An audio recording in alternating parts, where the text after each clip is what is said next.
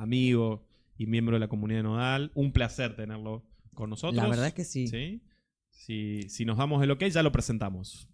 Sí, nos dice que sí. Acá Vamos estoy leyendo todavía. las comunicaciones y nos dice que sí, que ya podemos presentar.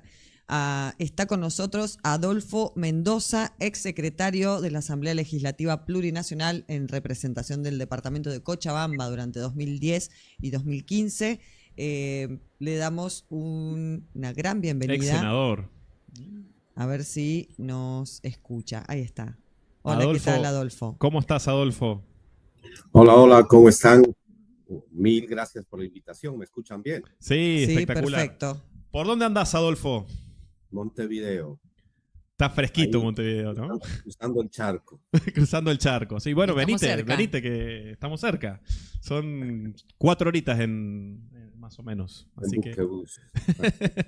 te esperamos. Adolfo, para entrar y molestarte, primero agradecerte, porque sabemos que tu agenda siempre es grande, es atareada. Sos uno de los grandes compañeros que permanentemente estás articulando el panorama internacional del proceso de cambio, ¿no? El escenario, ¿no? de construcción internacional el denominado proceso de cambio, del liderazgo de Evo Morales. ¿Qué nos podés decir del clima, y no solo meteorológico, sino más bien político, de la Bolivia de hoy en día? ¿Cuáles son sus principales notas y registros de lo que está aconteciendo hoy en Bolivia? Bueno, lo que podemos hacer es una inicial lectura de superficie y en esa superficie detallar un poco, describir las lecturas superficiales de lo que acontece en Bolivia. En lo superficial, Bolivia vive un momento de incertidumbre. Bolivia tiene una presidencia del Estado secuestrada por los poderes fácticos.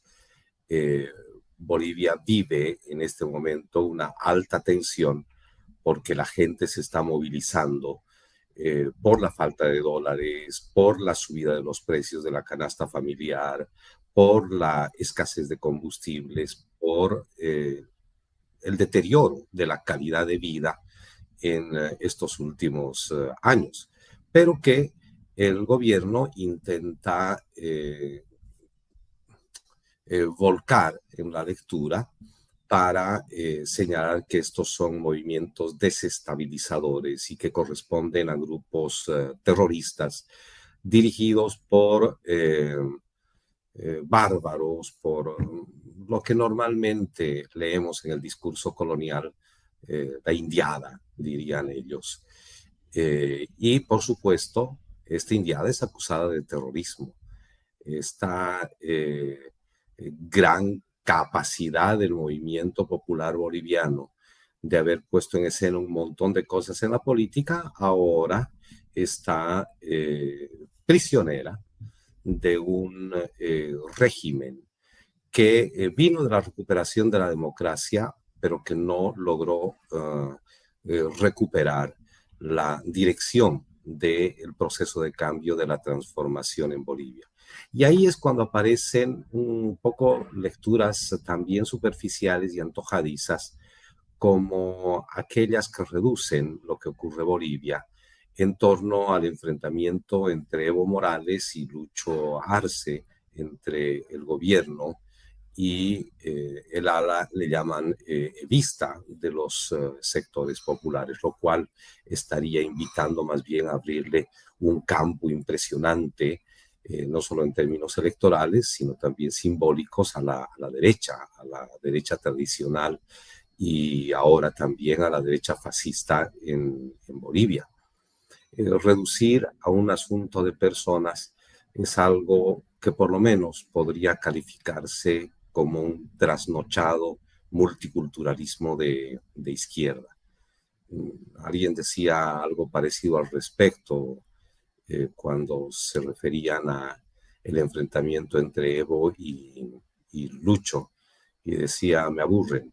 En realidad a mí me aburren las lecturas estas superficiales que reducen a un asunto de las personas algo que forma parte de una tendencia mucho más profunda. Y ahí es donde entro, estimados compañeros, en tema. Detrás de este telón de fondo vemos el contexto latinoamericano. Y en el contexto latinoamericano, en la Argentina, se está intentando proscribir y encarcelar a Cristina. Lo mismo que ocurre con Evo en Bolivia. Esta proscripción de Evo y el atentado contra su vida, el encerrarlo en el Chapare, es también un guión que se está repitiendo en la Argentina, que lo vimos con Lula hace varios años. Él entró a la cárcel y Bolsonaro ganó las elecciones, que lo hemos visto en Guatemala cuando se ha proscrito hace 2 años atrás la opción de lo nacional popular que pujaba por la Asamblea Constituyente en Guatemala. Es decir, es un guión que en el caso de Bolivia además tiene que ver con la conversión de un gobierno en parte de otro teatro, de otra comedia, que se repite nuevamente en Sudamérica. El gobierno de Luis Arce Catacora puede calificarse como un remedo del gobierno de Lenín Moreno en Ecuador. Entonces son dos guiones, ¿no? Dos guiones que nos permiten ver la judicialización de la política, Laufer, respecto de esta otra tendencia a la proscripción de las corrientes nacional populares en América Latina. Entonces, el telón de fondo, además de ser ese, es algo muy específico en Bolivia. Bolivia se animó a tener una constitución política del Estado radical. Y es lógico que en esta llaga, en esta herida incurable al tipo de Estado republicano, colonial, patriarcal y confesional en América Latina, en esta llaga llamada Bolivia, es lógico que aparezcan de una manera mucho más notoria algunas contradicciones y algunas limitaciones de los alcances democráticos que no se ven en otros lados. No es que Bolivia sea el centro del mundo, sino que fue un lugar de avanzada en las transformaciones, al menos a nivel constitucional, y los momentos de crisis, como decía en algún momento René Zabaleta, son los que desnudan a las sociedades, las permiten leer de una manera plana. Y en ese sentido, Bolivia lo que está haciendo es mostrar al mundo entero algo que viven todos nuestros países en América Latina y tal vez en el mundo, y es la crisis de la democracia liberal representativa. Claro. Más allá de lo que sucede con lo nacional popular en Bolivia, todo lo que está sucediendo en nuestros países es semejante. Sí, además, un poco el programa nuestro iba en ese sentido, recién repasábamos también Colombia, Adolfo, pero yo para meterte en la perspectiva, porque la verdad el análisis está impecable, no se trata de discusiones de personas, acá hay una discusión y hay libretos que se están jugando, digamos, hay estrategias en curso, ¿sí? Yo, un poco para la perspectiva y para adelante, ¿qué está pretendiendo el Tribunal Supremo Electoral? ¿Quién está atrás del Tribunal Supremo Electoral? ¿Cuál es, en definitiva, el escenario que este conjunto de decisiones está impulsando y promoviendo? Nadie difícilmente crea que Eduardo del Castillo pueda llegar a ser efectivamente presidente electo en Bolivia, ¿no? No está claro. Digo, pero finalmente, todas estas decisiones, ¿qué escenario para adelante están construyendo? ¿Qué pretende, digamos, el Tribunal Supremo Electoral, el gobierno detrás del tribunal? ¿Cómo se ve esa configuración de escenario en particular, Adolfo?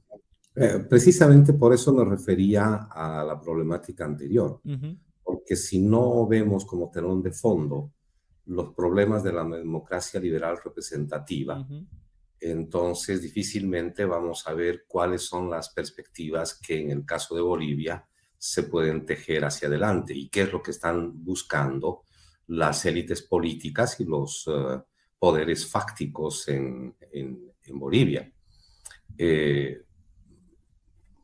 Por eso es que además debemos señalar que no solamente hay un momento de fragmentación de lo nacional popular en Bolivia, que es en realidad resultado del golpe de Estado del 2019. Recuperamos la democracia, pero no recuperamos el rumbo de la revolución democrática y cultural, para ponerlo en esos términos. Pero esta fragmentación no solamente es de lo nacional popular en Bolivia, es de todo el sistema de representación. Si uno ve al otro lado de la orilla lo que ocurre con la derecha tradicional, entonces ahí vamos a ver la misma fragmentación. El día de ayer se reunieron en Cochabamba 3 de los varios candidatos de la derecha. Samuel Doria Medina no estuvo presente, pero sí, fue una convocatoria hecha por Manfred Reyes Villa, asistió Tuto Quiroga. Manifestaron que igual iban a ir divididos a las elecciones, ¿no? Entonces esto marca una profunda fragmentación del sistema de representación de la democracia liberal. Ese es el otro elemento de telón de fondo que debe quedar claro. Y el otro es que estamos viviendo lo que yo llamo un movimiento general de la época, con un proceso de transición de un tipo de Estado a otro que no sabemos cómo se va a denominar a nivel mundial, y que es una transición muy larga, solamente parecida al paso de los estados coloniales luego de la Guerra de la Independencia en América Latina. Fueron como 50 años de transición y estamos en una transición de esa naturaleza.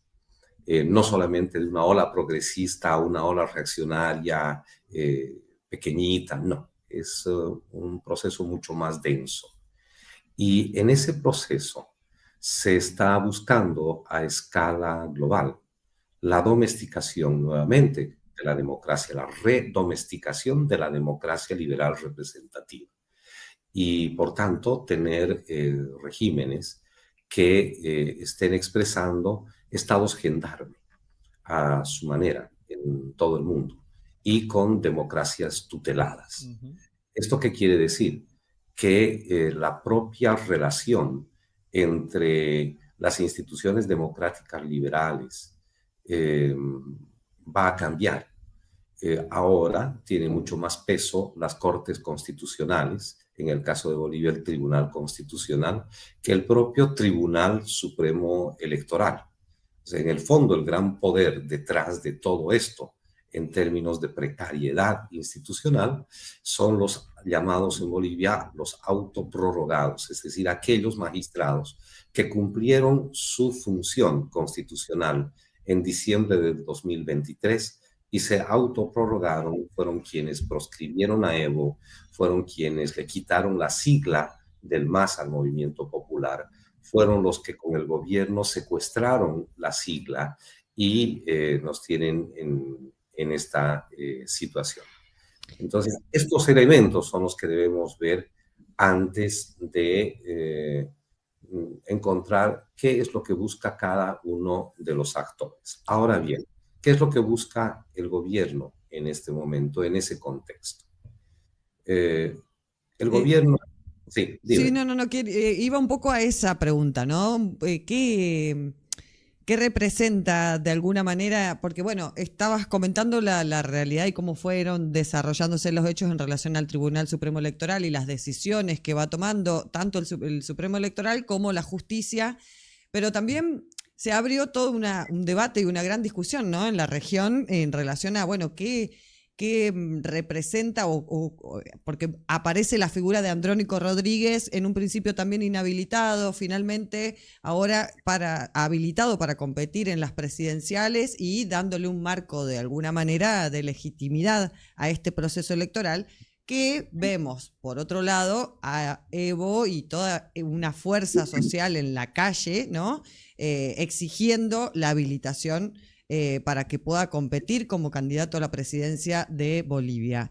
Entonces, un poco nos preguntamos qué representa Andrónico en esa fuerza social popular, podríamos decir también, o cómo lo ves, cómo lo evaluás, y ahí damos paso a qué representa Arce en el gobierno, que me parece que también es parte de una fuerza que entró en conflicto, ¿no? Que se construyó, que llegaron juntos a un lugar, a una posición, y bueno, se empieza a romper, ¿no? De alguna manera, o bueno, no sé si es romper la palabra.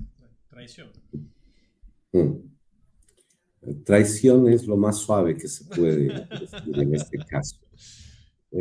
Pero, a ver, durante los 14 años del gobierno de Evo había una dirección política muy clara, un liderazgo muy representativo. Esto se rompió con el golpe de Estado de noviembre de 2019 y Evo ya dejó de articular el conjunto de tendencias que existían al interior del propio proceso de cambio. Conjunto de tendencias que él mismo equilibraba entre posturas nacionalistas, posturas de capitalismo aymara, posturas de la socialdemocracia, posturas más radicales de transformación del Estado en un Estado socialista. En fin, Evo representaba el equilibrio entre estas distintas tendencias. Eso se rompió en noviembre del 19 y si bien recuperamos la democracia, esto otro es lo que no se logró recuperar y que Evo tampoco ya representó hacia adelante.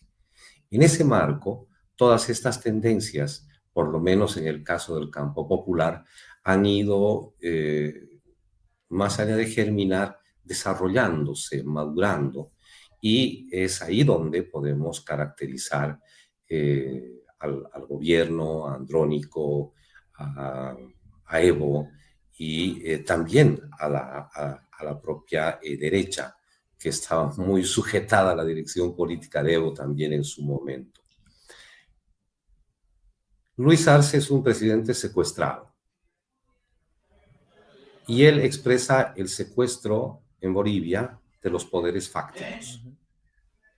El ministro de gobierno, ex ministro de gobierno y ahora candidato, el señor Castillo, más que ministro de Luis Arce, fue ministro de los narcopolicías, de un poder fáctico muy fuerte que opera a escala internacional y que tiene mucho que ver con las contraofensivas que genera la DEA en nuestra región. El ministro actual de Defensa, Edmundo Novillo, más que ministro de Luis Arce, es ministro de las logias militares que no fueron tocadas profundamente por el gobierno de Evo. Durante el gobierno de Evo, más bien estos señores gozaban de privilegios que solo se vieron en las dictaduras militares en Bolivia. Estos señores han conservado su estructura de logias y el ministro Novillo les representa. El exministro Iván Lima fue ministro no tanto de Luis Arce Catacora, sino de los consorcios de jueces, fiscales y abogados en Bolivia, que existieron desde el gobierno de Gonzalo Sánchez de Lozada y que precisamente explica la labor que cumple actualmente el Tribunal Constitucional y el Tribunal de Justicia en Bolivia y la alianza que ellos tienen con algunas facciones al interior del gobierno, o más propiamente, el peso que tienen los consorcios de jueces, fiscales y abogados en el poder ejecutivo en Bolivia. Eso representó Iván Lima y representa su sucesor, el señor Siles. Y así podríamos relatar la situación de cada uno de los ministerios. responden a los poderes fácticos, económicos, políticos e ideológicos, incluido el Opus Dei. Luis Arce Catacora, por tanto, es un presidente secuestrado. Es un presidente que puede hablar lo que sea en conferencia de prensa, pero que no puede hacer absolutamente nada en términos de este cerco que vive, de este secuestro que sufre por los poderes fácticos, entre ellos la propia banca y el sistema financiero y los agroexportadores, que son los que están ganando mucha plata con la crisis boliviana. Esa es la caracterización que se puede hacer de este gobierno, y por eso lo de traidores les queda muy corto. Claro. Ellos en realidad representan la cara más nefasta, la contradicción más alejada, más pura, digámoslo así, del proceso de cambio en nuestro país. ¿Cómo caracterizar lo que ocurre con Andrónico? Andrónico jugó un papel preponderante, podríamos decir, en la resistencia al golpe de Estado de 2019. Ya sonaba en ese momento su posible candidatura a la presidencia o vicepresidencia, pero en ese momento se decidió que estos señores que ahora gobiernan Bolivia sean los candidatos por el movimiento al socialismo. Él viene de una tradición sindical dura en las 6 federaciones del trópico, y más que representar a aquellos sectores de campesinos ya acaudalados en el trópico de Cochabamba y en el norte de Santa Cruz, más allá de representar a sectores de clase rural dominante, que fue parte también del proceso de ascenso, de movilidad social con los gobiernos de Evo, él representa en realidad una larga tradición de dirigencia sindical, y por tanto está muy presionado especialmente por los llamados interculturales o el capitalismo aymara en Bolivia, para no ser candidato por el movimiento popular. Pero al mismo tiempo, Andrónico se subió al carro de una estructura de organización legislativa nula y decadente, nunca dirigida por David Choquehuanca, porque no hizo absolutamente nada, y por tanto prisionero también de esas instancias, Andrónico, estatales. Tal vez por esa razón la salida suya es el intento de reagrupar lo que queda del campo popular con alguna gente desplazada del movimiento al socialismo durante los gobiernos de Evo. Y tal vez esa sea la explicación del por qué los sectores que apoyan a Evo, no tanto Evo, sino los sectores que apoyan a Evo, lanzan una dura crítica desmedida en muchos casos a Andrónico.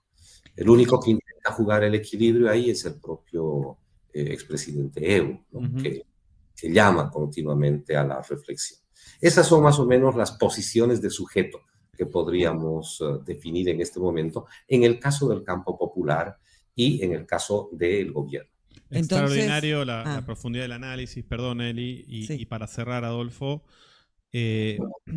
con una pregunta, digamos, de cuál es el escenario de calle que está pasando, porque evidentemente en el escenario institucional, ¿no?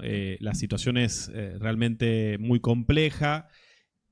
El escenario político tiene la densidad y la profundidad del análisis extraordinario que nos estás haciendo, pero para ir cerrando un poco es qué se está viendo hoy en la calle y por estos días en Bolivia, porque evidentemente además es algo que se explica poco porque la prensa hegemónica de Bolivia no está interesada en mostrarlo, ¿no? Pero ¿cuál es el escenario que se está viendo de manifestación popular en las calles del país? Están intentando cerrar a la mala la proscripción de Evo, los del gobierno, los ex magistrados autoprorrogados y los poderes fácticos en Bolivia, porque saben que en elecciones enfrentarse a Evo les va a resultar muy duro. Estamos viviendo un momento de criminalización de la protesta. Tenemos más de 120 compañeros encarcelados injustamente. Hay una represión brutal, como si se tratase de una dictadura que reprime al movimiento popular. Y al mismo tiempo hay una escalada en el malestar social que puede derivar en la caída del gobierno de Luis Arce Catacora. Sin embargo, hay una contracorriente que la está tratando de explotar mediáticamente el gobierno y la derecha tradicional. Culpar a Evo de todo y, por tanto, desacreditar el valor de las movilizaciones para reactivar más bien una contramovilización de corte fascista, como lo hizo la resistencia juvenil Cochala y los sectores fascistas en Bolivia en el marco del golpe de Estado de noviembre de 2019. ¿Qué es lo que puede suceder hacia adelante? Es complicado saber hasta dónde la acumulación del malestar social puede derivar en el acortamiento del mandato del señor Luis Arce Catacora.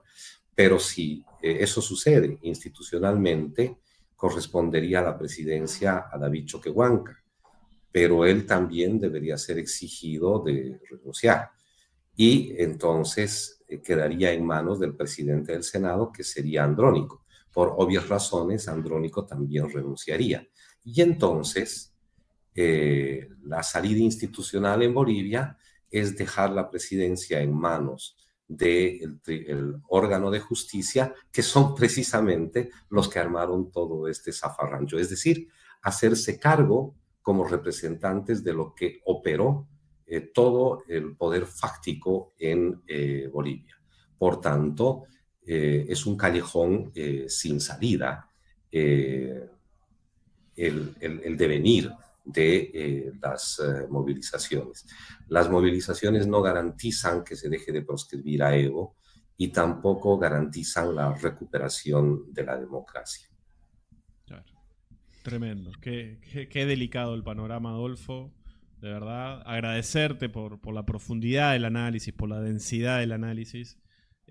No te voy a transmitir los saludos y los mensajes, pero hay un gran agradecimiento de la comunidad de Nodal que te está viendo por el análisis, por la comprensión, por facilitarnos también la comprensión a nosotros, que a veces la realidad nos llega tan distorsionada, sobre todo por la prensa hegemónica, que si no hablamos con los protagonistas, si no hablamos con compañeros, con compañeras como vos, se nos dificulta mucho comprender lo complejo y lo denso del escenario de Bolivia, ¿no? Eli. Realmente, sí, agradecerte, muchísimas gracias por el análisis, muchísimas gracias por el tiempo, y bueno, justamente un poco me parece que se trata de eso, ¿no? Acá te están diciendo, amigos de la comunidad de Nodal, Adolfo, dice, ¿dónde estás que te llevamos unos mates en Montevideo? Así que te vamos a poner en contacto con buenos amigos de la comunidad de Nodal para que te tomes unos mates y te aprovechen en tu estadía allá por la ciudad de Uruguay.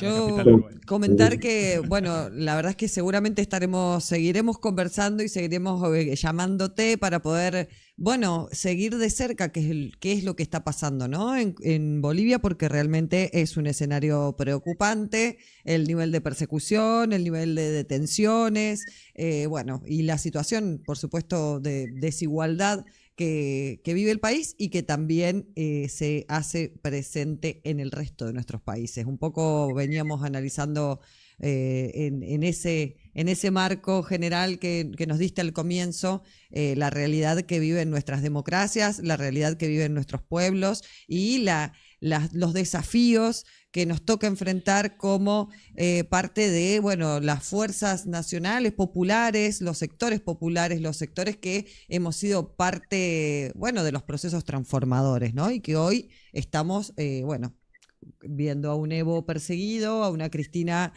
Fernández a punto del encarcelamiento también, bueno, y la violencia que dice presente en cada uno de nuestros territorios. Entonces me parece, bueno, muy acertado tu análisis y muy agradecidos desde Nodal. Seguramente de verdad. Estaremos en contacto. No, mil gracias a ustedes. En estos tiempos no hay que retroceder ni para tomar impulso, aunque las circunstancias sean verdaderamente amargas. La transición es larga. Esta cresta también permite, de otra manera, repensar las cosas y acumular fuerzas hacia adelante. Hay nortes que no debemos olvidar, por ejemplo, la articulación de lo nacional popular en cada uno de nuestros países y el valor de esta articulación a nivel continental. Debemos, sin embargo, en este momento, asumir todos los lugares en los que estamos como una trinchera de lucha, como una, diría Gramsci, parte de tácticas en el marco de una guerra de posiciones. Nodal es una posición en ese sentido. Ayer en el Parlasur denuncié la proscripción de Evo y apoyé solidariamente a Cristina Fernández de Kirchner, porque el Parlasur también puede ser una trinchera que no se le puede dejar solamente a la derecha para que actúe. Todo espacio, cada calle, cada esquina, cada medio de comunicación, cada sindicato, cada comunidad es en este momento una trinchera de lucha por la transformación de nuestros países y de América Latina. Extraordinario. Gracias, Adolfo. Muchísimas gracias. Un placer enorme tenerte y obviamente te vamos a molestar prontamente.